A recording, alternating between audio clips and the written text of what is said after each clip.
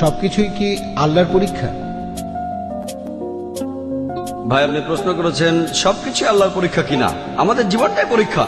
মাঝে মধ্যে আমরা নিজেরাই নিজেদের জন্য সমস্যা তৈরি করি, আমরা নিজেরাই নিজেদের সমস্যা তৈরি করি। এই জীবনটা আসলে পরকালের জন্য একটা পরীক্ষা। তাহলে তো ব্যাপারটা দাঁড়াচ্ছে কেউ বেহেশতে যেতে পারবে না, কারণ মানুষ মাত্রই ভুল করে।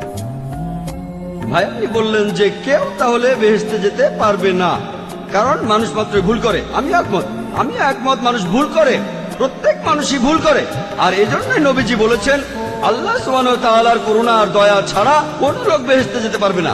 আমার লেকচারে সে কথা বলেছি যে আমরা মানুষরা ভুল করি, কিন্তু আল্লাহ সেটা মাফ করে দিচ্ছেন।